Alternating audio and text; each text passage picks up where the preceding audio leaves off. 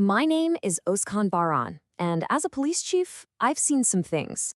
I've served all over the world. I've dealt with some very dangerous individuals, and I've got stories that could make your hair stand on end. But this story, this one from my logbook, it's not about any criminal you could ever imagine. At the time this all went down, I was stationed in the West Bank. Now, this is a place where you can literally feel the weight of history, of religion, of conflict. It's just in the air. My day-to-day was a pretty serious business, a constant high-wire act of security and diplomacy. But my most difficult adversary, my true arch-nemesis, wasn't some shadowy spy or a powerful crime boss. No. My greatest nemesis was small, furry, ginger, and a four-legged agent of pure, unfiltered chaos. Her arrival in my life was, well, it was a classic setup. My Italian friend Giovanni and I were sharing a house, and the neighbor comes over one day with this cat. She says, "Oh, I'm just going on vacation. Could you possibly watch her for just 2 weeks?" 2 weeks, right. The oldest trick in the book. She got transferred, never came back, and just like that, Giovanni and I were the proud new parents of a cat named Bella. We figured it out real fast that Bella was not just a cat. Oh no, she was a one-cat demolition crew wearing a feline costume. You know how people say ginger cats are mischievous? Bella didn't just redefine the word. She lit the dictionary on fire and then dug a giant hole where it used to be. So let's get into it. Her rap sheet. Her reign of terror started almost immediately, kicking off with what you might call some minor property damage.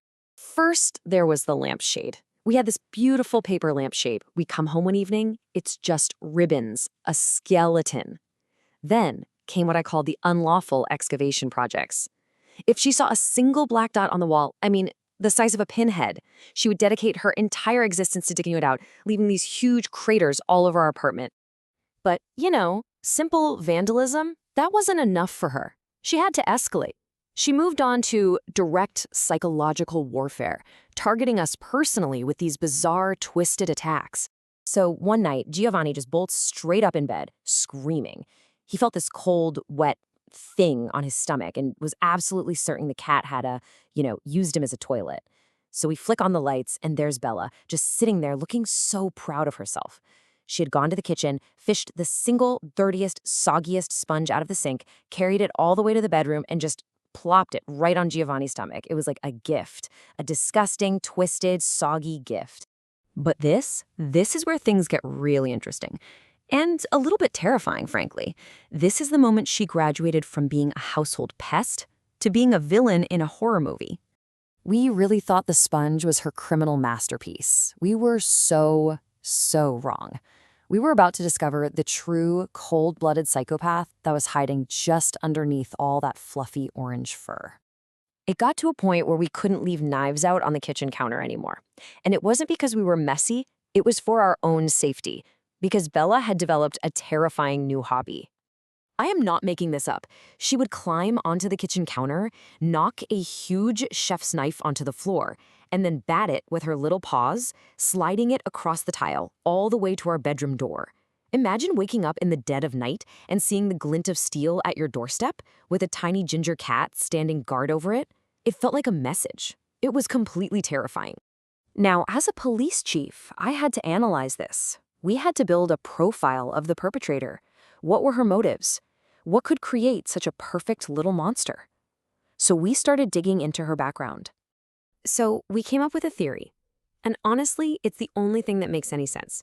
We figured she had to have been born on the streets of Jerusalem, the product of a forbidden romance between a Jewish cat and an Arab cat. So she literally had the tensions of the Middle East in her DNA. And then, who raises her? A Turk and an Italian. All that laid-back, indulgent Mediterranean culture. It was the perfect storm, genetic tension mixed with a permissive upbringing. It was the only explanation for this monster. Eventually, her original owner did come back for her. She took Bella first to Italy and then to her new diplomatic post in Colombia. Yes, Colombia. And I often wonder what she's doing now down in Bogota.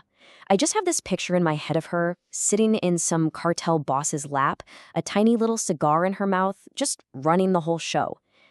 With her skills with a blade, there is absolutely no doubt in my mind. She's not a pet anymore. She's running things. She has become the Yellow Baron.